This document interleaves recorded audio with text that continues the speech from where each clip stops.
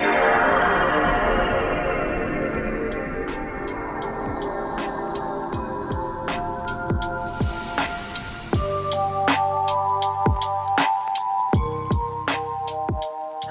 and welcome to GlitchCube, we're a gaming podcast, and each week we take a deeper look into the art of video games. As always, I'm Christian. And I'm Chris. And welcome back, everybody. Thank you guys for joining us once again as we dive further into the world of games. So this week, we are going to be diving into our book club game of the month. That is ICO, one of the greatest games I think ever made, honestly. And it's crazy. Like this, I feel like this game is definitely one of those that has been like immortalized. It's been called like inspiration for so many other games. It revolutionized a lot of different things, and it's just been a really interesting game to play again. This game's a trip, man. It's so much fun. But what were your initial thoughts on ICO? Like, did you finish it whenever it first came out? Or was this one that you just kind of like bounced off or tried even? So for me, a little bit of history on this. I remember in magazines reading about this game, seeing the pictures of it, and I was like, oh my God, this game looks amazing. I knew nothing about it. I think I was 12 when this happened, or 11. And you know, I read a lot of gaming magazines and stuff, but I didn't look at games critically. You know, obviously I was a kid, so I'm not, right. Back then games weren't really like thought of critically as they are now. So when I saw this game, I was like, oh wow, this kind of looks like Ocarina of Time, but cooler. So I was kind of like stoked on it. And then I remember when it came out, because I had just gotten a PlayStation 2 that summer. And I remember ICO came out, like, I think it was in December or something. Like, it was the end of the year. And I could never find it a Blockbuster. Because I was, you know, times were tough, you know, right? Games were expensive. So it's not like we could just go pick it up. And I remember reading that it was a short game. And I was like, well, I don't want to pay full price for, you know, I don't want to bug my parents to get me a game that's full price. Of course. And it's only going to last me a couple hours. So I was like, well, I'm going to go to Blockbuster. And like Blockbuster had one copy and it was just never in, and then it was gone. Like after a month, I just stopped seeing it on the shelf, which was kind of normal for Blockbuster for games that weren't super big. So I never got to play it. And then I ended up getting it for the PlayStation 3.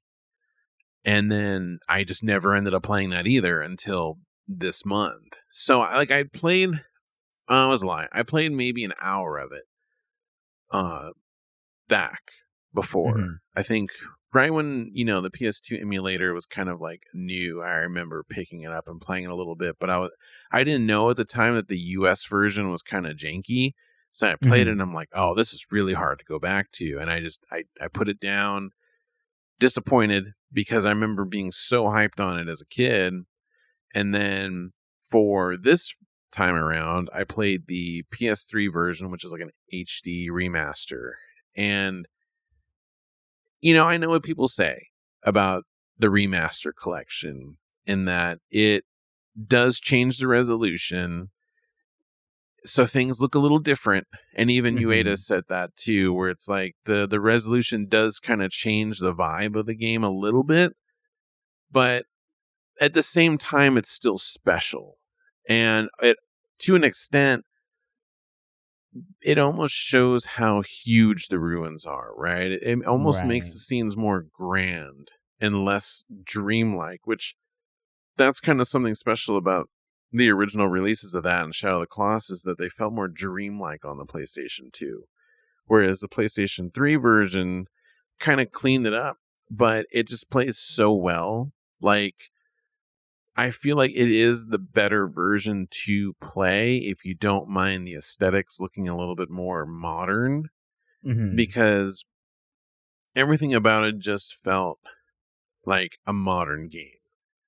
And, you know, beating this and playing through it, it made me really realize, like, man, this game is special. I don't know if I would have had this feeling had I played it when it first came out. I think I would have liked it, but I don't think I would have appreciated it like I do now. Right. And I think also another reason why I might appreciate it so much right now is I actually played all of Team Eco's games within this month. So, the other week I talked about Last Guardian. I beat this, and then actually, and I'll get into this in another episode, I finished Shadow of the Colossus. So I'll save that for later because I have a lot to say on that one. But to me, after playing all three, I almost feel like Eco has... It affected me in a way that I'm like, man, I really like this game.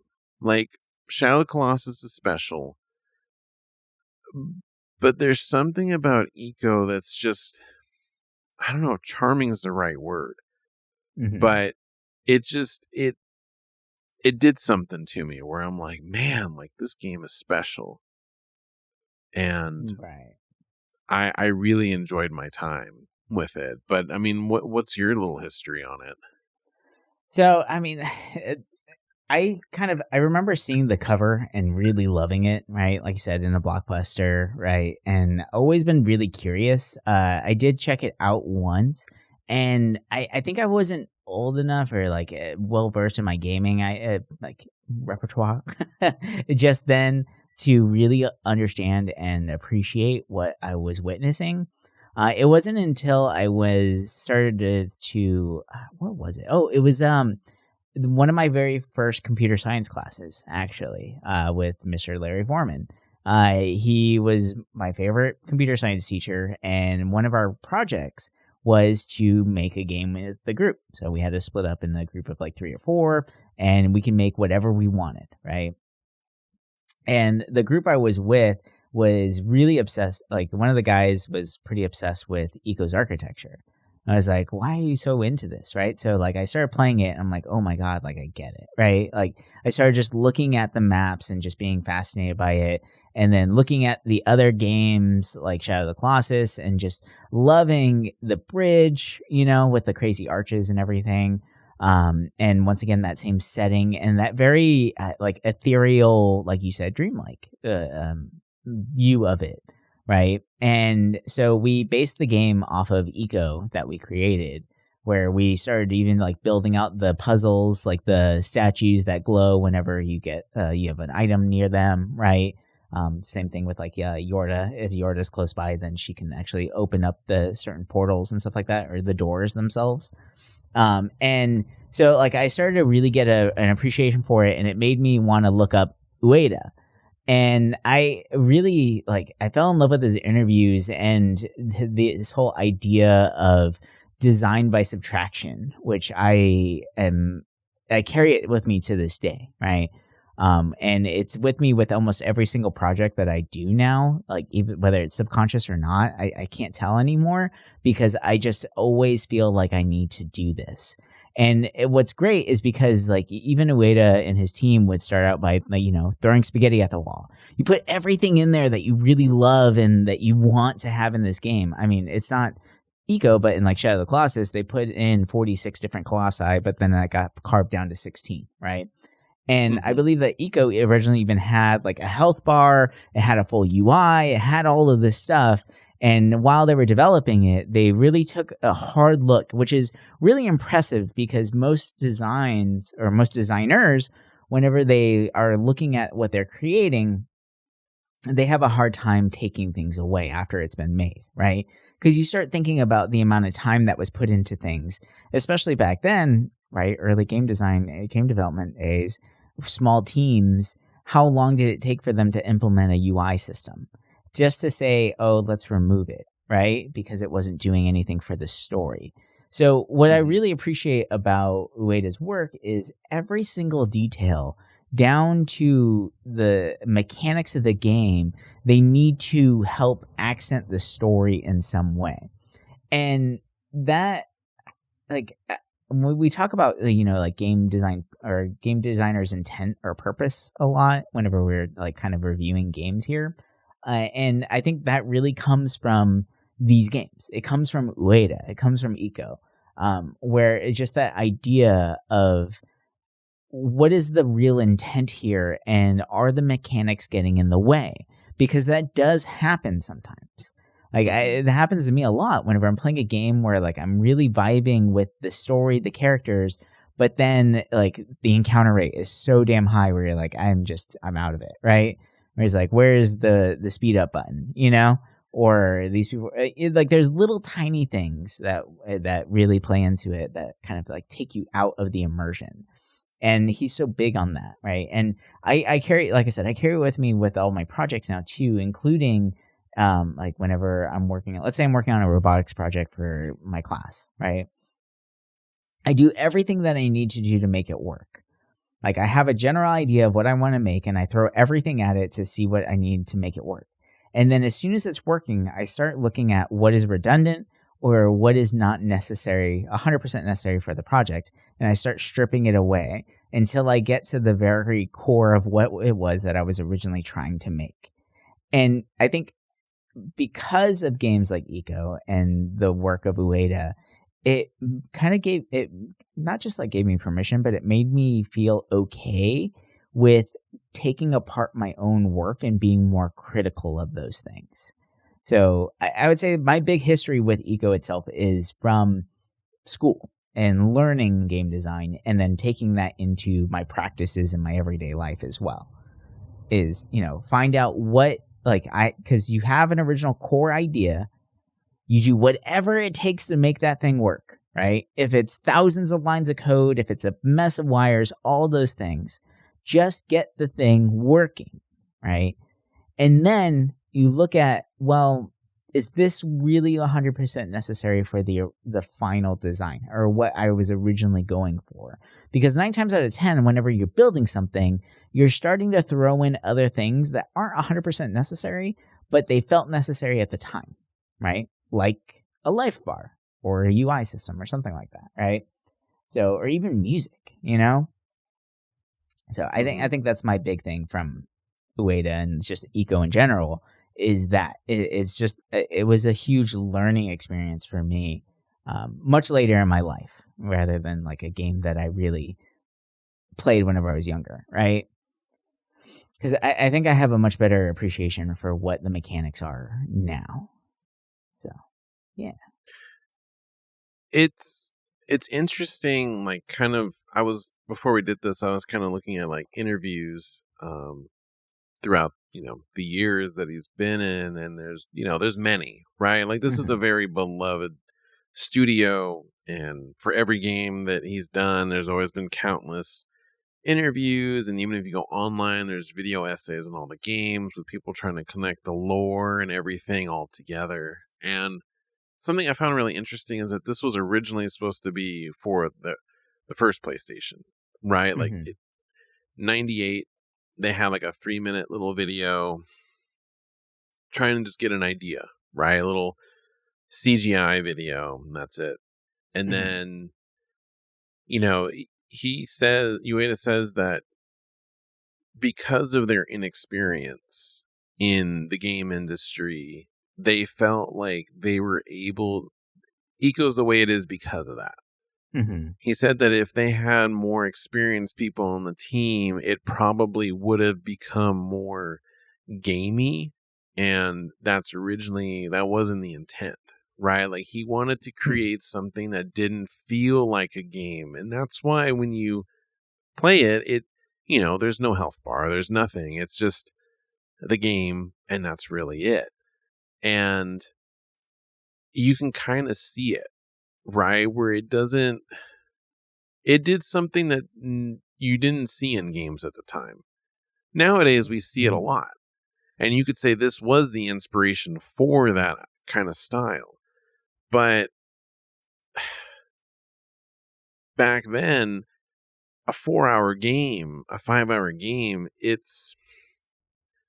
you could understand that if it was an arcade game. But a game like this, you'd be like, oh man, that was a short game. Was that worth all the money? So like there were people detracting that and worried, like, is this game worth 5 hours? Right. And back then, he mentioned that right at that moment what was big in the game industry was huge worlds, right? The PlayStation 2 was new, so now they had all this power to make big worlds and lots of items to collect, and he didn't want to do that, right? He wanted to create a game that was expansive but small at the same time, right? Simple puzzles, focus on the story, the connection between these two characters.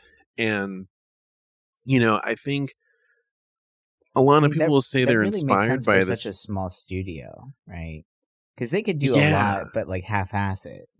So like him really saying that he wants to stay true to what they're trying to create is impressive, and it's very amazing that someone could actually, be that critical of themselves and their studio and the people that they work with, right?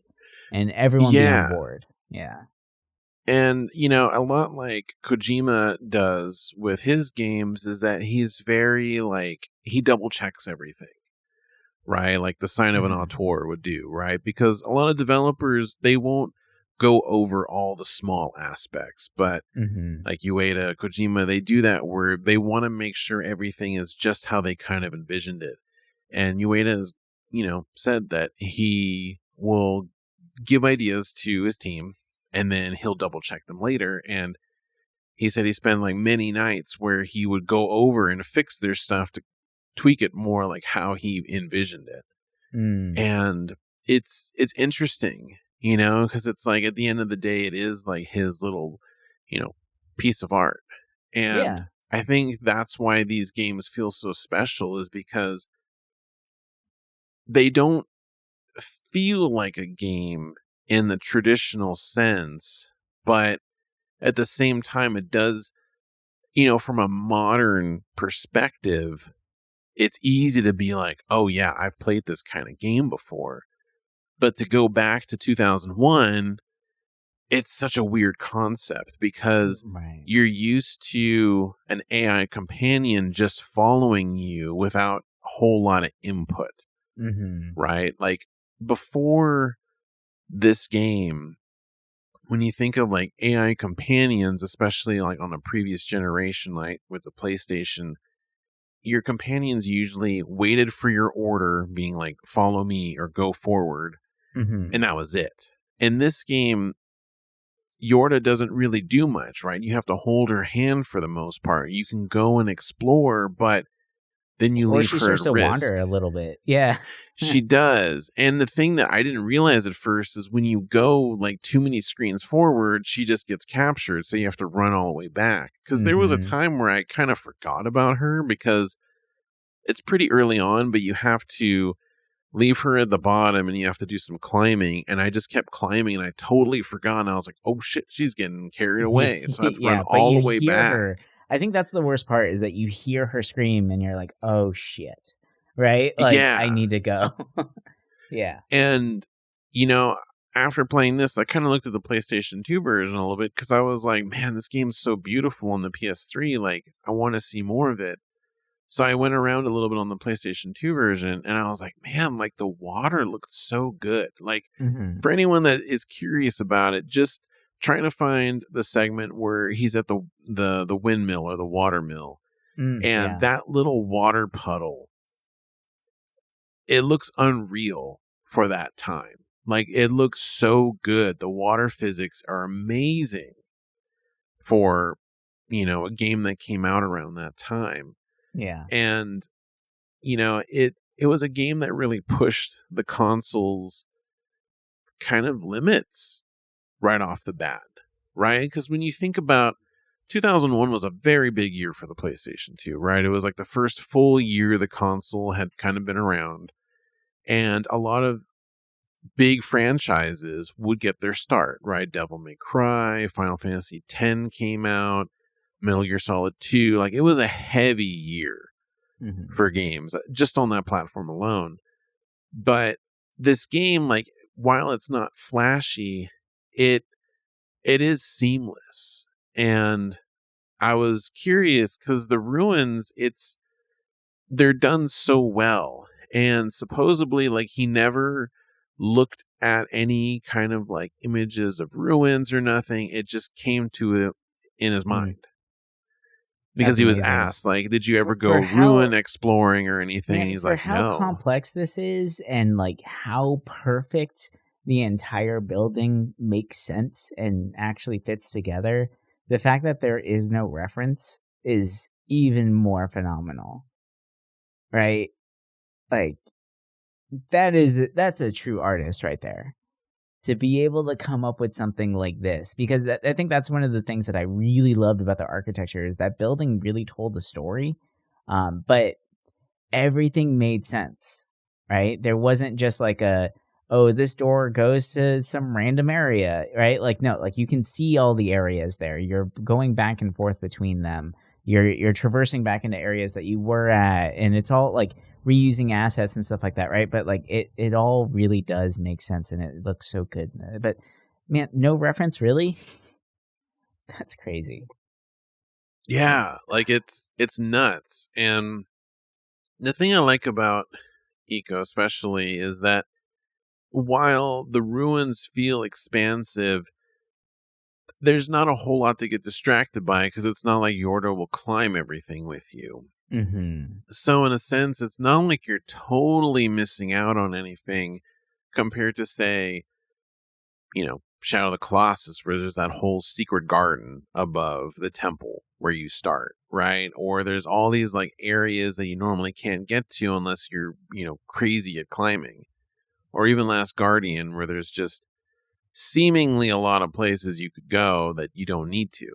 But with ICO, it's more like there's almost like vistas. And there were many times in my playthrough where I just kind of stopped and looked, and I was like, man, this looks good. Like, yeah, the idea and the aesthetic of the game is so good because it's a different kind of,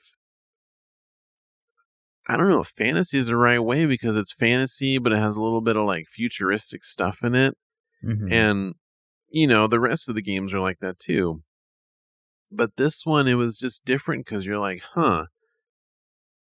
nothing is ever really explained to you. And even with the secret stuff in the game, it's not like it really changes a whole lot, right? Like, there's the lightsaber you can get if you get the mace. And it was weird when I played the game, apparently in order to get the mace, you have to shoot a ball in a bat or a box. Yeah. But towards the end of the game, I had found a mace just sitting by a door, and I was like, is that all I need to do? Like, get the mace? You got lucky with yours, yeah.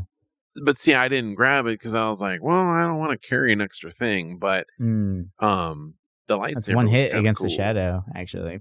So damn. Yeah. I made it harder there. But it's interesting, right? The secret ending, all of that stuff. And it's a short game. It's easy to recommend this game because it's short and it's one of a kind. I mean, there hasn't really been a game like this since, in a way where you have to hold on to somebody. Like, there have been games where you have to care for your companion, but there's many times in this game where it almost feels personal. Right. And people have asked Ueda about the whole bridge collapsing scene. And he said the idea behind that was to just drive the importance of holding her hand and never letting go. Yeah. And,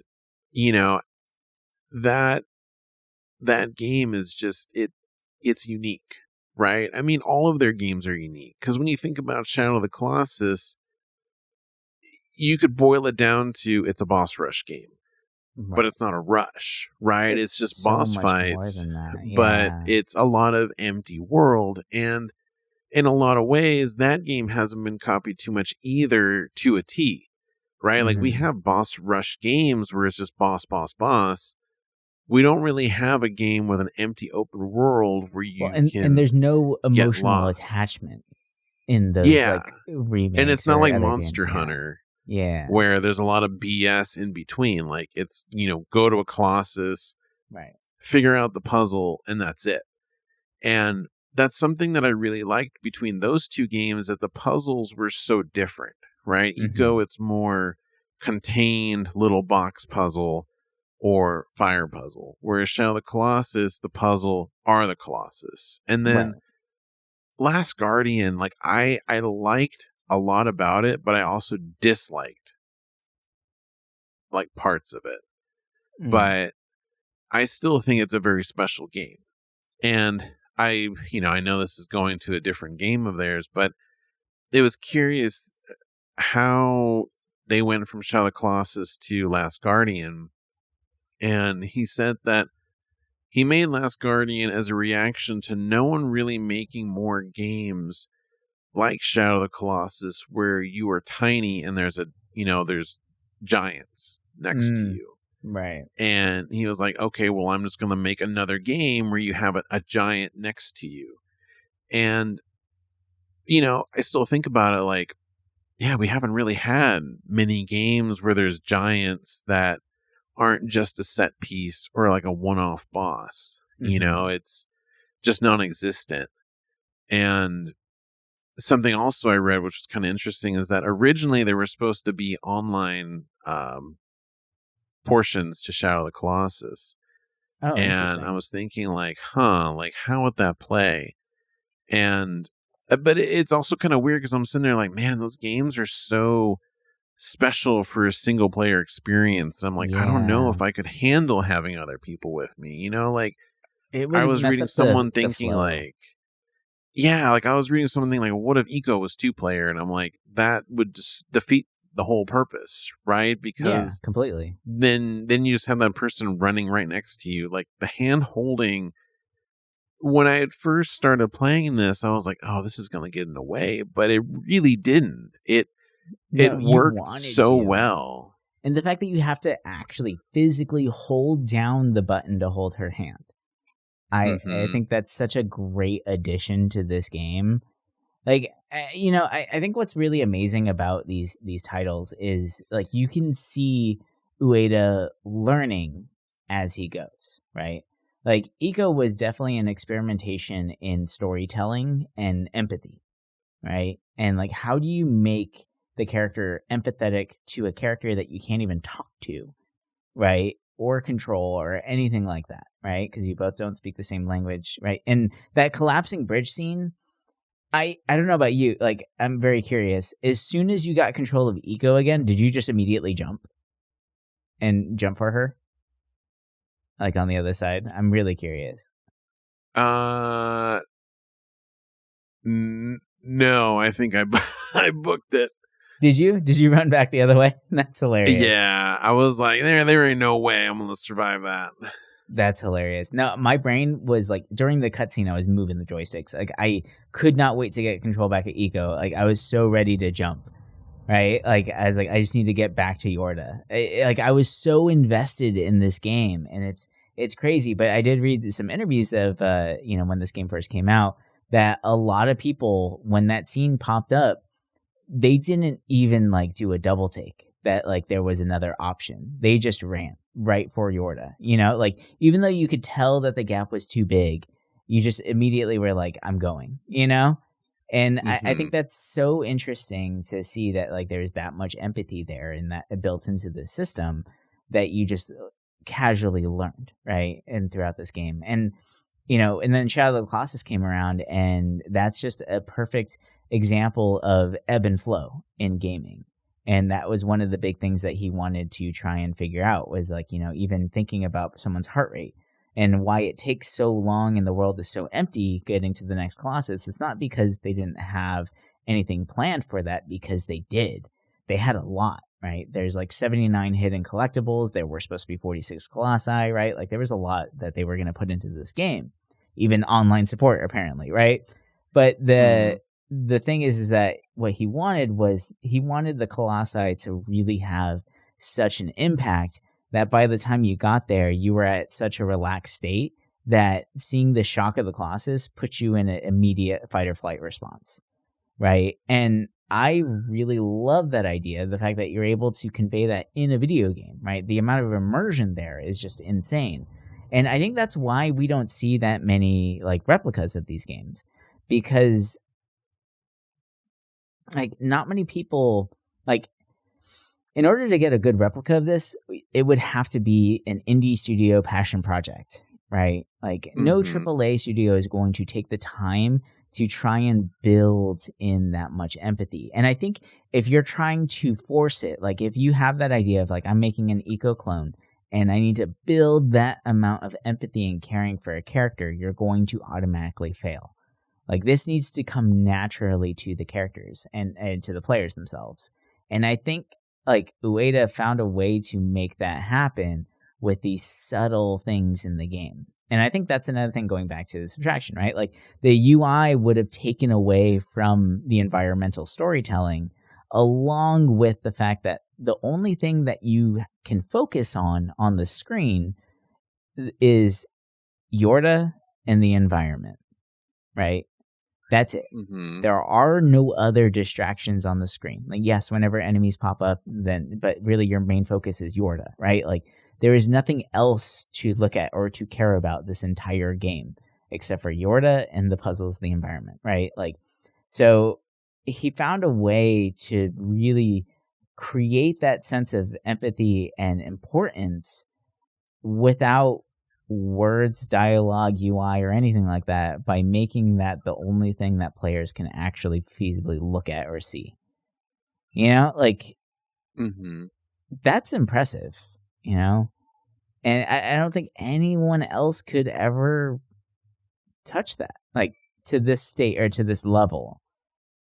With I don't think you can force that. I don't think you can go in saying, I'm going to make an eco clone and still have it feel like it. Right? Yeah. It's the one game that just feels like it can't be done by anybody. I mean, all of these games are so unique that if someone would try to do the style, people would instantly be like, oh, this is a copy. Yes. Right? It's not like other games where you can create other effects to it and try to change it. When you think about these games, it's like, well, what other system would you put on top of it, right? So like, okay, like I'm gonna hold her hand, but what else are you gonna do? Make it a roguelike? Like, no. Like it's something that just it's perfect for what it is and just leave it. And I think that also might be why no one has done anything, is like, you know, it's perfect for what it is. There's nothing you can really do to make it different. And I mean, that's something special, right? Because think of like when I keep looking at Kojima, right? And it's like people have tried to make Metal Gear Solid kind of games, right? Siphon Filter, all of those. But and granted, they never really came close to it, but people at least still tried. Whereas with I mean, I guess you could look at Death Stranding. No one's going to try and do a Death Stranding, right? Like it's special, it's unique. 20 years from now, people are going to be like, man, no one ever tried to do something just like that. So, I mean, these kind of games that are so unique and different, they're special. You know, there's a reason why they're beloved. And I'm just really excited to see what new game they have coming out. Like I know it's just a quick little teaser, but I'm excited. These games are as amazing as they are. With this current technology, I'm curious to see like where we go from here. I mean, it looks like a mecha colossus. How could you not love that, right? Like, but in the same world, I'm so excited for that one. And it's just kind of one little final like capstone on this is the fact that this studio has only made 3 games. Yeah. Right? And they're still so relevant that, you know, from like Souls games, they say that if it wasn't for Eco, they wouldn't have made their games. You know, the fact that they were able to do this much emotional story or like environmental storytelling, like it helped inspire the way that FromSoft tells story in their games. You know, like even Halo coins this game as their inspiration. So like this studio has made huge waves in the gaming industry, but with only 3 games, right? And I think there's a beauty to that, where they didn't just get some success from ICO and Shadow of the Colossus and just start flooding the market. They stayed very true to themselves through and through. And it really does show with the design and the work that they put into these games, right? And like just their overall philosophy as game designers. I think that is very commendable. And I wish more studios would stick to their guns, right? When it came to stuff like this. So, no, I'm super excited for the 4th installment of theirs. And I've loved every minute of all their games. And yeah, can't wait to get my hands on that. Definitely want to play some Shadow of the Colossus again. I know you just beat it, so like I'm like itching now for it. Especially when I was reading some of the secrets there. So it's gonna be a lot of fun. Yeah, I played the PS4 version, which was a really nice change. It looked gorgeous and amazing. It was cool. All right. Do you want to talk about our next game of the month club? Yeah, I think that's going to be a big one. Yeah. So, January just wrapped up with ICO. And the next one for February with the announcement, the big announcement that everybody's been waiting for, the Chicken Chaser is back. We got Fable, everybody. Fable is coming back, and we figured why not do Fable for February, right? So that's going to be our next big one that we tackle for our Game of the Month book club. If you guys want to join along, join in the conversation, please do. Check it out, right? It's going to be a lot of fun. So we're pretty excited to play that. And actually, Chris just set it up as well. Our podcast is now on YouTube. Hey, so you guys can comment on all those as well. We're able to get the RSS feed up there on YouTube. That's kind of a newer thing that they have. So all the episodes will be starting to trickle into your guys' feeds. So be on the lookout for that. Not everything is out because we don't want to bombard you, right? We have almost 300 episodes. That's a lot to jump into right away, right? So we're, but don't worry. All the stuff is coming to YouTube for you guys too. So you can definitely get this podcast wherever you want. But be sure to comment on the videos and all that good stuff, right? Especially on this one and what you guys think about it. Because I'm really curious to see what else. If anyone who hasn't ever heard of ICO or anything like that is now inspired to play this, like, let us know, right?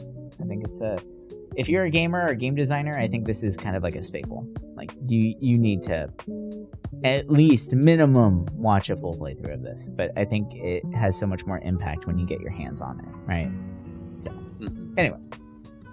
That's going to do it for us this week. Hope you guys have enjoyed this little discussion here into ICO. But we'll talk to you guys next week with some more games and all that good stuff. But until then, bye for now.